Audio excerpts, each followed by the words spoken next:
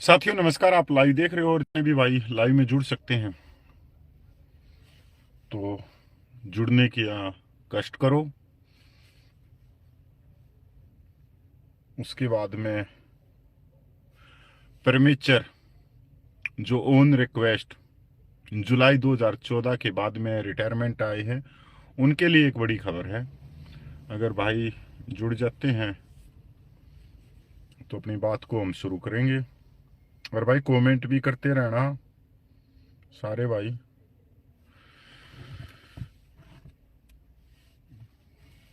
भाई अभी कम ही जुड़ रहे हैं, एक बार जुड़ जाते हैं ज़्यादा, क्योंकि लाइव में शुरू होने में भी थोड़ा समय लग जाता है। और जो नेपाल के भारतीय पूर्व सैनिक हैं वो भाई ज़्यादा से ज़्यादा इस वीडियो को, जो भी आपके सोशल मीडिया है उसके ऊपर आप ज़्यादा से ज़्यादा इसको शेयर करना। जो हमारे नेपाल के भारतीय पूर्व सैनिक हैं।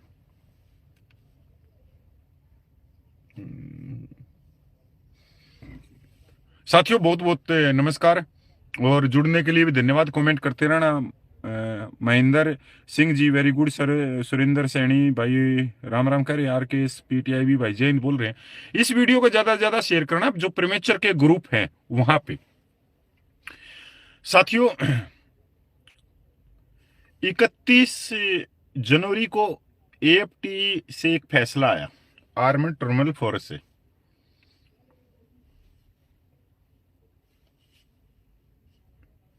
और एक मिनट भाई, 31 जनवरी को एएफटी आर्मड फोर्स टर्मिनल से एक फैसला आया ओआरओपी के हक में, जो प्रेमेचर रिटायरमेंट हैं उनके हक में, कि ओआरओपी से प्रेमेचर को बाहर ना किया जाए।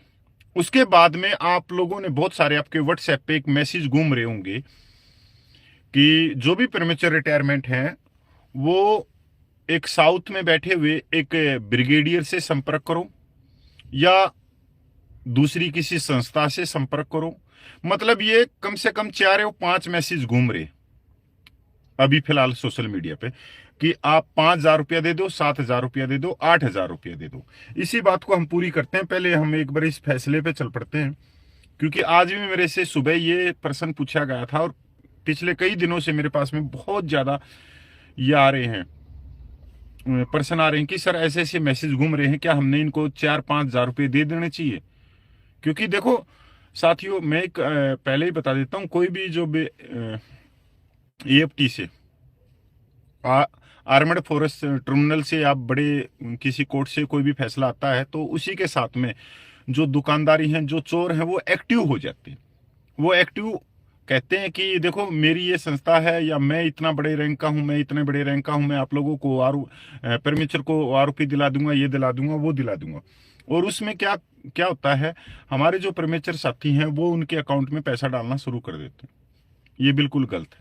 पहले तो इस फैसले को हम देख लेते हैं पूरे को, और इसलिए भी मैं आपसे रिक्वेस्ट कर रहा हूं कि इसको ज्यादा से ज्यादा शेयर करना। 2015 के बाद समय से पहले सेवानिवृत्त हुए लोग भी एक रैंक एक पेंशन के लिए पात्र हैं। ये किसने बोला है? एएफटी ने अपने जजमेंट में। सशस्त्र बल न्यायाधिकरण ने सरकार के उस आदेश को रद्द कर दिया जिसके तहत 7 नवंबर 2015 के बाद समय से पूर्व सेवानिवृत्त का विकल्प चुनने वाले सशस्त्र बल कर्मियों को एक रैंक एक पेंशन ओआरओपी का लाभ देने से इनकार कर दिया गया। यह न्यायाधिकरण ने इस इनकार को असंवैधानिक और भेदभावपूर्ण बताया है। समय से पूर्व सेवानिवृत्त होने वाले को 3 श्रेणियों में रखा गया है। पहली श्रेणी में वो सशस्त्र बल कर्मी शामिल है जो 1 जुलाई 2014 से पहले ओआरओपी लाभ के साथ सेवानिवृत्त हुए थे। दूसरी श्रेणी में वो लोग शामिल हैं जो 1 जुलाई 2014 से 7 नवंबर 2015 के बीच सेवानिवृत्त हुए थे। तथा तीसरी श्रेणी में वो लोग शामिल हैं जो 7 नवंबर 2015 के बाद सेवानिवृत्त हुए हैं तथा सरकार के निर्णय से प्रभावित हुए थे। तीनों सेनाओं के 114, इस बात को नोट कर लेना, बार बार नहीं बताऊंगा। तीनों सेनाओं के 114 पूर्व सैनिकों के एक समूह ने ओआरओपी लाभों से उन्हें बाहर रखे जाने के खिलाफ आर्मड फोर्स टर्मिनल का रुख किया। याचिकाकर्ताओं में से कुछ के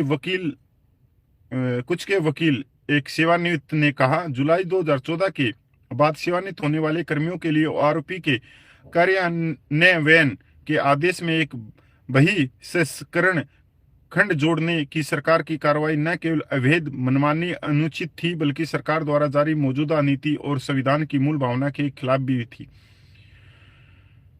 दो न्यायमूर्तियों की सदस्य वाली एएफटी पीठ ने 31 जनवरी के अपने आदेश में कहा कि जो लोग समय से पहले सेवानिवृत्त का विकल्प चुनते हैं वे एक समरूप वर्ग बनाते हैं। एक बार जब यह पाया जाता है कि सेना, नौसेना और वायुसेना में समय से पहले सेवानिवृत्त चाहने वालों का प्रत्येक व्यक्ति एक समरूप श्रेणी बनाता है, तो ऐसी कोई नीति नहीं बनाई जा सकती जो उसकी सेवानिवृत्त की तिथि और समय के आधार पर इस वर्ग के भीतर भेदभाव करे।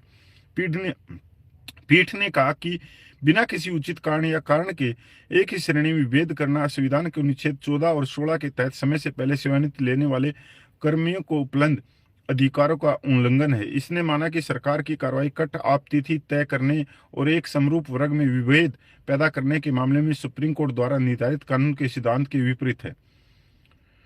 यह निर्णय देते हुए उक्त आदेश कानून की दृष्टि से टिकने योग्य नहीं है और इसे क्रियान्वित नहीं किया जा सकता। पीठ ने कहा, हम इसे रद्द करते हैं और निर्देश देते कि समय से पूरा सेवानिवृत्त होने वाले कर्मचारी को ओआरओपी का लाभ देने के मामले में उनके साथ समान व्यवहार किया जाए और उन्हें बिना किसी भेदभाव के ओआरओपी योजना का लाभ दिया जाए। 1973 तक समान सेवा अवधि वाले सशस्त्र बलों के कर्मियों को सेवानिवृत्त की तिथि के बावजूद पेंशन में समानता प्राप्त थी। हालांकि तीसरे वेतन आयोग के लागू होने के बाद 1973 में इसे बंद कर दिया गया।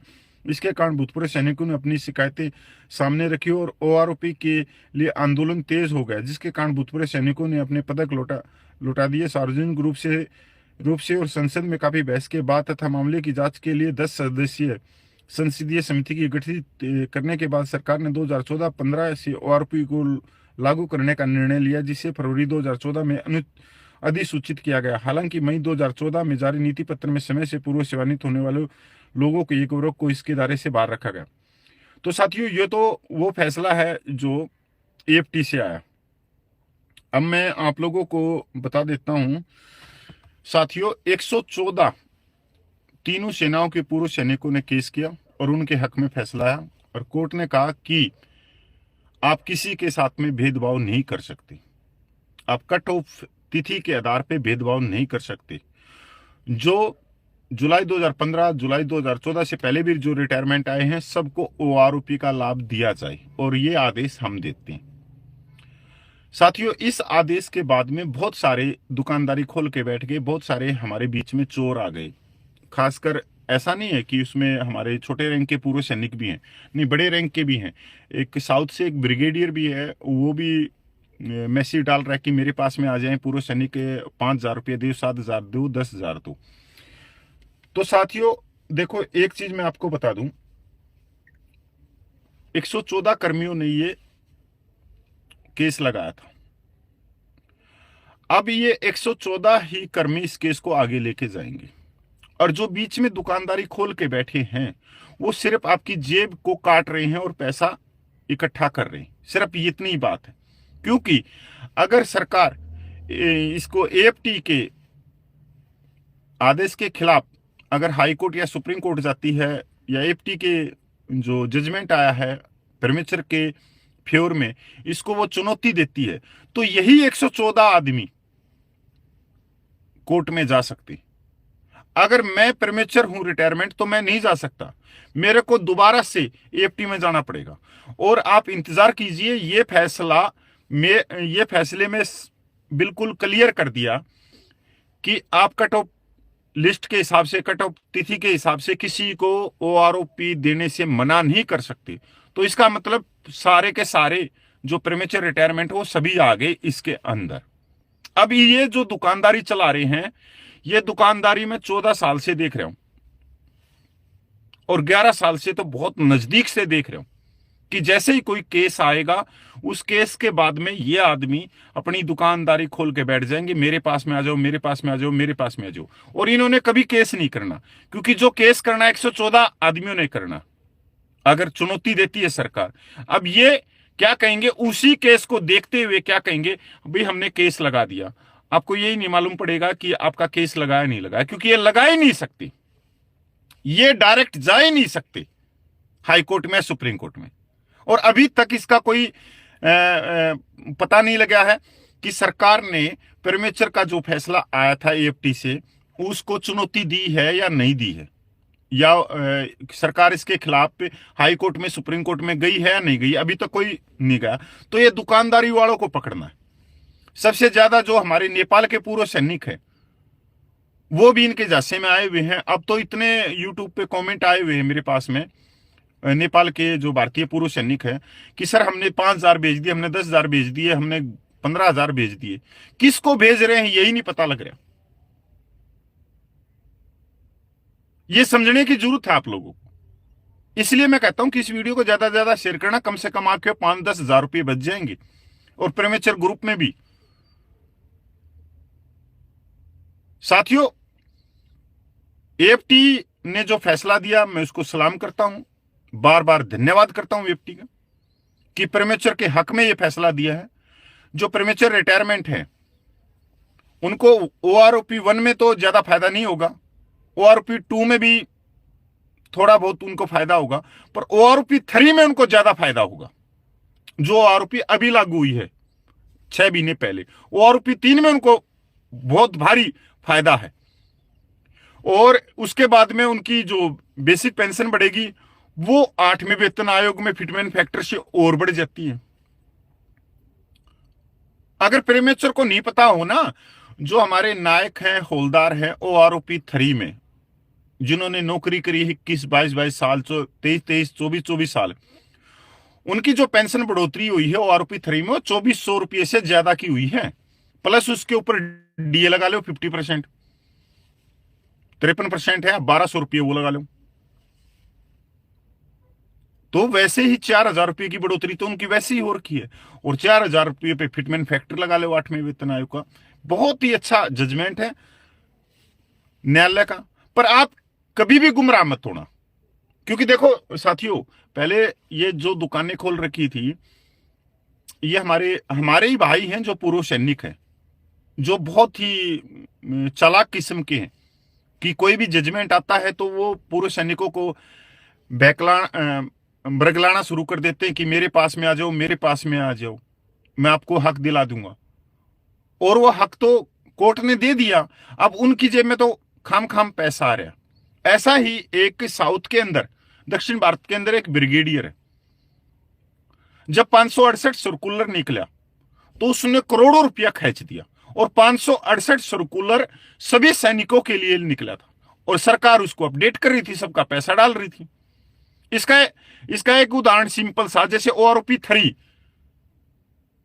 सरकार ने रिवीजन कर दी, अब उसके अंदर कपिल फौजी एकदम आ जाए और कहे कि ओआरओपी 3 मैं आपके अकाउंट में डलवा दूंगा, मैं आपकी पेंशन बढ़वा दूंगा, वो तो सरकार ही बढ़वा रही है। तो कपिल कौन है होता है कि ओआरओपी 3 आपको दिला देगा, आपकी पेंशन बढ़वा देगा? पर कपिल बहुत सारों को गुमराह कर देगा और कपिल उनसे पैसा इकट्ठा कर लेगा। ये बहुत, मैं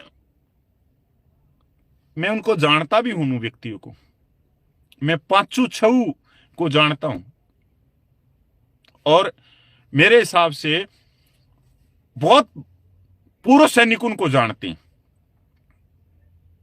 पर हम हमेशा जागरूक करते हैं, जो पुराने वाले हैं वो जागरूक हो जाते हैं, नए वाले उनके पास में फिर फंस जाते हैं जाके। तो प्रेमेचर के जितने भी भाई रिटायरमेंट हैं, आपको किसी को 1 रुपया देने की जरूरत नहीं है। आपको लगता होगा कि यार 3,000 रुपये मांगे, 3,000 दे ही देते हैं, क्या दिक्कत है, इतना बड़ा रैंक है, इतने बड़ी संस्था होगी, कोई फलाना सूबेदार होगा, पूर्व हौलदार होगा, दे देते हैं हर 5,000 रुपये। आप ये भी तो सोचो कि जो प्रीमेचर रिटायरमेंट है उनकी संख्या लाखों में है, 4 लाख से मेरे हिसाब से तो ऊपर ऊपर पाएगी उनकी। आप 3,000 भी छोड़ो, 1,000 रुपये लगा लो, और 4-5 लाख में से अगर 50,000 गुणा भी कर लेते हो तो करोड़ों रुपया हो गया। पर हमारे दिमाग में सिर्फ एक ही चीज रहती, किसने तो सिर्फ हमारे से 3,000 रुपये मांगे हैं। पर ये नहीं देखते कि गुणा करके, कि अगर 1 लाख प्रीमेचर ने ये पैसा दे दिया 3,000 रुपया तो वो अरबों रुपयों में हो गया। अब ये जैसे ही ये जजमेंट आया ना, ये 31 जनवरी को आया, और मैं भी 31 जनवरी से लग जाता कि जितने भी प्रीमेचर भाई हैं वो भाई कपिल फौजी से संपर्क करो, और मैं ये अकाउंट नंबर देता हूं, आप 2-2 हजार रुपया डाल दो। आप यकीन नहीं मानोगे, अभी तक कम से कम मैं 60-70 लाख से ऊपर पूछ जाता। 60-70 लाख से ऊपर मेरे अकाउंट में आ चुके होते पैसे। और फिर मैं बाद में क्या कहता, मैं इन्हीं 121 आदमियों की रिट को देखता रहता। आप लोग मेरे पास में फोन करते या मैं यूट्यूब से बता देता भाई केस चल रहा है, केस चल रहा है। मेरे को तो कहीं कोर्ट में जाने की जरूरत ही नहीं थी। मेरे को तो मॉनिटरिंग, वो क्या कहते हैं, इनका जो ये केस चल रहा है इसी का पीछा करना था, इसी पे नजर बना के रखनी थी। और जो जैसे जैसे ये केस आगे बढ़ता वही जानकारी आप लोगों तक देता रहता। ऐसा ही हुआ है, इसलिए लोग मेरे पे विश्वास करते हैं, पूरे भारत के पूर्व सैनिक, की कपिल ना तो कभी किसी से पैसा मांगता, ना कपिल ये कहता मेरे अकाउंट में दे दो, ना कपिल ये कहता कि मैं केस लगाऊंगा। कपिल जितना हो सकता है उतनी सच्चाई बता देता है। अभी इस वीडियो के बाद में सबसे ज्यादा मेरे को गाली मिलने वाली है। उसमें से 2 व्यक्ति तो मेरे से बात करते हैं जो पैसे मांग रहे आप लोगों से कि परमेश्वर का रिटायरमेंट है। उनमें से एक का मेरे पास में 3-4 दिन पहले फोन आया था कि कपिल भाई परमेश्वर का केस लगाएंगे। मैं कहां लगाओगे आप केस? बोला ऊपर लगाएंगे, आप बता देना। मैं अच्छा फिर माँ, और बोला कुछ आपको भी भाई कर देंगे हेल्प। मैं तू कौन होता भाई, इतना बड़ा चौधरी क्यों बना हुआ है? कहां पे करेगा केस, कैसे करेगा? जिन्होंने केस किया 121 आदमी ने, अगर वो जो एएफटी से जो फैसला आया है और सरकार उसके खिलाफ में अगर हाई कोर्ट या सुप्रीम कोर्ट में जाती है तो वो 121 ही आदमी उसका जवाब देंगे। आप कैसे केस लगा सकते हो? चुप हो गया। मां गलत कर रहे हो, आप पाप के भागीदार, आपके कीड़े पड़ेंगे। फोन काट गया।